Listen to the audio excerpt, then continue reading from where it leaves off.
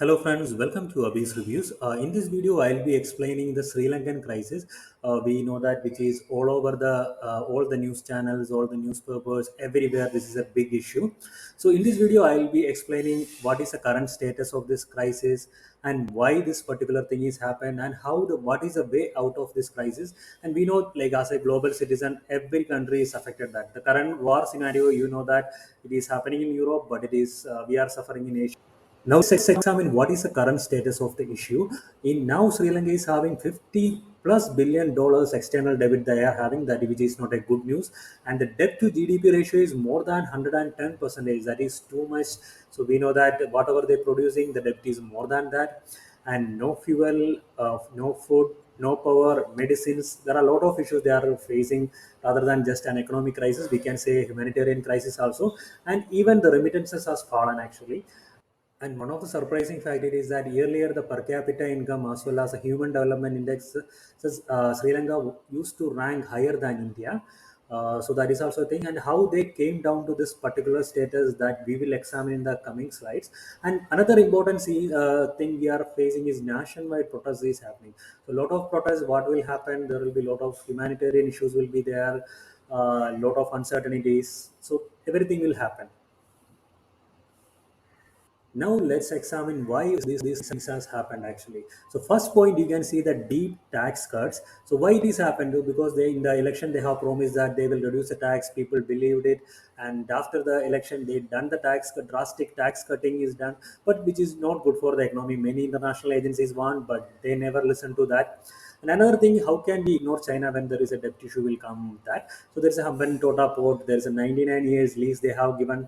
So that is also a big mistake from. And another biggest blow for the Sri Lankan economy was the Easter bombings. We know that some of the terrorist attacks happened. So because of that, tourism declined considerably. We know that most of the tourists come to Sri Lanka from Russia as well as India. And now the current war, due to the war and all, Russian tourism also very much declined. And this particular terrorist attack made like very higher decline in the tourism sector. And we know that higher dependency, more than 13 percentage of the GDP earlier used to come from tourism. Now it is very lesser than that. And one of the bad habit we can say that loans for loans means they used to take a lot of loans because earlier it was a low income country. Then there are many soft loans. Soft loans means many development banks will be offered within a lower interest, and the payback period is more than 20 to 30 years. That kind of payback period also they used to get. And what happened now is that to pay back the loan, they are taking again loans actually. So the debt is getting higher and higher. So that was not a good practice they are having. And we can say from end of 1990s, the status of the country changed from a low income country to middle income country. So what happened that the number of soft loans will be getting reduced for whatever Sri Lanka was availing now. Then they have to go for the another thing is like sovereign debt options to promising bonds and all those stuff. That but the interest rate is quite higher, 6 to 7 percentage or maybe more than that, and even the payback period is less than 10 years. That is also again an economic strain come to Sri. How can we ignore one of the major causes, that is a family role? Aspects of family, we know that the finance ministry is from their family, and even the president and prime minister. So everyone, most of the key positions are occupied by the family people. Then obviously there is a mismanagement or corruption may happen. That was one of the biggest important issue. Another thing is that international agencies already want a financial breakdown in 2 years, and but they didn't take that thing into account.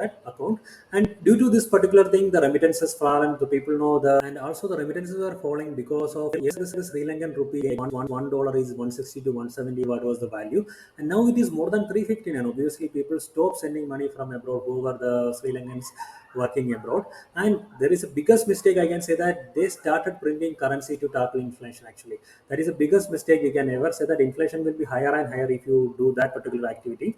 Because of the higher inflation, the import cost is shoots up. Though then we can't import the essential things like oil, different kind of. And how can we ignore the COVID-19 pandemic? It all the families across the world, and already Sri Lanka was suffering, and this pandemic was a huge blow to their economy as well as for their humanitarian crisis, which is happening now.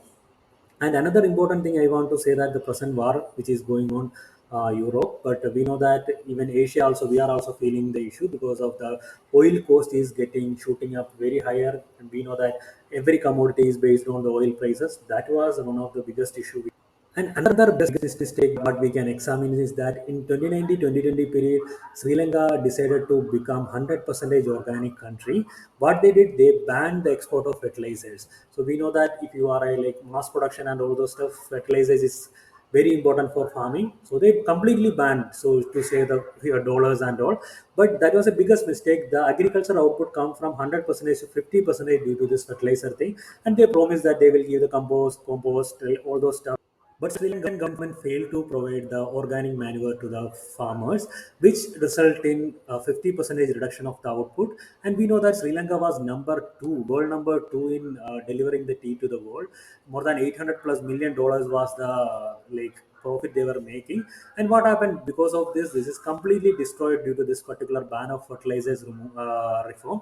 And they even started importing rice, which was their staple food. So due to this reform. Now we have to see what is a solution or way forward we are having. Actually, the Sri Lanka is having. Obviously, the IMF bailout is one of the important thing. Like IMF used to bail out the countries which is in financial crisis, but there is a problem because you have to accept the IMF conditions. They will be like instructing you. You have to do this. You have to reduce this, increase that. All kind of things. The IMF will be instructing. You are compelled to do that particular thing. So this is the last resort for the government. Due to this IMF stringent rules, Sri is trying to get from his neighboring countries. So there is a flexible payment options, and there is a lot of things according to the international relations which can be useful for the Sri Lanka. So, for example, we can say that India is given more than 1.4 billion line of credit till now to support Sri Lanka. So that is also a big deal. We can say that. Another thing, another issue also everyone going to face is refugees from Sri Lanka. India is already facing that particular issue. As we have already experienced the refugee crisis, we should be knowing that people suffers a lot during that particular period. So it is all the countries around the world responsibility to support Sri Lanka and get out of this particular crisis. That is good for not for just Sri Lanka, whoever neighboring countries or whoever in the like in Europe or North America, anywhere it will affect actually as a global citizen. So we have to support Sri Lanka. And another thing I want to say that thank you so much for watching this video.